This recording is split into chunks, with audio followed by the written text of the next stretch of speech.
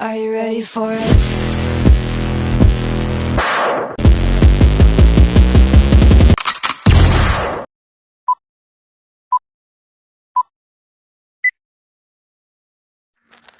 Assalamualaikum warahmatullahi wabarakatuh.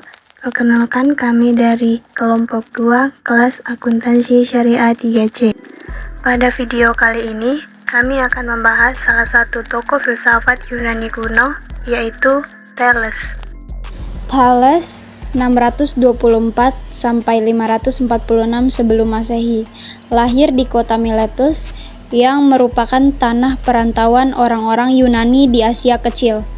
Situasi Miletus yang makmur memungkinkan orang-orang di sana untuk mengisi waktu dengan berdiskusi dan berpikir tentang segala sesuatu. Hal itu merupakan awal dari kegiatan berfilsafat, sehingga tidak mengherankan bahwa para filsuf Yunani pertama lahir di tempat ini. Selanjutnya, Thales adalah seorang saudagar yang sering berlayar ke Mesir. Di Mesir, Thales mempelajari ilmu ukur dan membawanya ke Yunani. Ia dikatakan dapat mengukur piramida dari bayangannya saja. Selain itu, ia juga dapat mengukur jauhnya kapal di laut dari pantai. Kemudian, Thales menjadi terkenal karena berhasil memprediksi terjadinya gerhana matahari pada tanggal 28 Mei 585 sebelum Masehi. Thales dapat melakukan prediksi tersebut karena ia mempelajari catatan-catatan astronomis yang tersimpan di Babilonia sejak 747 sebelum Masehi.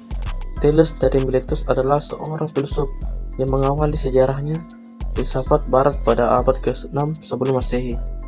Sebelum Thales, pemikiran Yunani dikuasai cara berpikir mitologis dalam menjelaskan segala sesuatu. Pemikiran Thales dianggap sebagai kegiatan berfilsafat pertama dan disebut sebagai bapak filsafat karena mencoba menjelaskan dunia tanpa gejala-gejala di dalamnya, tanpa bersandar pada mitos melainkan pada rasio manusia. Ia juga dikenal sebagai salah seorang dari 7 orang bijaksana dalam bahasa Yunani, yaitu Hai Hepta Sophoi, yang oleh Aristoteles diberi gelar filsuf yang pertama. Thales tidak meninggalkan bukti-bukti tertulis mengenai pemikiran filsafatnya. Pemikiran Thales terutama didapatkan melalui tulisan Aristoteles tentang dirinya. Aristoteles mengatakan bahwa Thales adalah orang yang pertama kali memikirkan tentang asal mula terjadinya alam semesta. Karena itulah Thales juga dianggap sebagai perintis filsafat alam atau natural philosophy. Pemikiran-pemikiran Thales. Pertama, air sebagai prinsip dasar segala sesuatu. Thales menyatakan bahwa air adalah prinsip dasar segala sesuatu. Air menjadi pangkal, pokok, dan dasar dari segala-galanya yang ada di alam semesta, berkat kekuatan dan daya kreatifnya sendiri tanpa ada sebab-sebab di luar dirinya. Air mampu tampil dalam segala bentuk, bersifat mantap, dan tak terbinasakan. Menurut Thales, air sebagai sumber kehidupan. Yang kedua, pandangan tentang jiwa. Thales berpendapat bahwa segala sesuatu di jagat raya memiliki jiwa.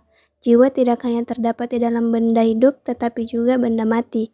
Teori tentang materi yang berjiwa ini disebut holozoisme.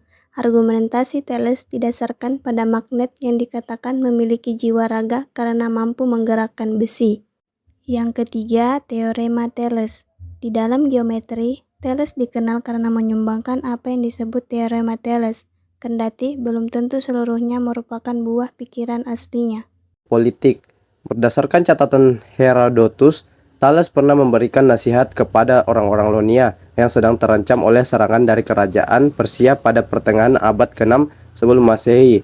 Thales menyarankan orang-orang Ionia untuk membentuk pusat pemerintahan dan administrasi bersama di kota Theos yang memiliki posisi sentral di seluruh Ionia. Di dalam sistem tersebut, kota-kota lain di Ionia dapat dianggap seperti distrik dari keseluruhan sistem pemerintahan Ionia. Dengan demikian, Ionia telah menjadi sebuah polis yang bersatu dan tersentralisasi. Thales sebagai seorang ahli matematika, astronom, dan ahli geometri meninggalkan sejumlah contoh situasi, mempraktikkan pengetahuan ilmiahnya kepada anak cucunya. Setelah menjadi salah satu dari 7 orang bijak Yunani kuno, kehidupan dan pemikirannya telah menerima bayangan legenda sebagaimana dibuktikan oleh anekdot kematiannya yang terjadi karena dehidrasi saat Thales menghadiri kompetisi senam. Filosofi Thales berasal dari keserbagunaan. Faktanya, orang bijak Yunani tidak mengabdikan dirinya sepenuhnya pada spekulasi metafisik. Jauh dari kata itu, keturunan menurut berbagai hipotesis dari saudagar makmur atau dari keluarga kerajaan, bagaimanapun akan tumbuh dalam lingkungan yang istimewa, dari mana ia secara alami akan memulai kehidupan profesionalnya sebagai pedagang sederhana sebelum menetap. Thales selalu tercatat sebagai filsuf prasokratik pertama. Dia adalah bagian dari kelompok filsuf Milesian, termasuk Anaximander dan Anaximenes, yang merupakan murid dan penerus pemikirannya. Tidak banyak yang tercatat, tetapi ia sejatinya melahirkan banyak cendekiawan Barat hingga melambung namanya.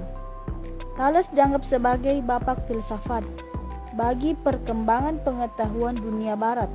Yang jelas, kematian Thales of Miletus tercatat dalam sejarah terjadi sekitar tahun 550-an sebelum Masehi.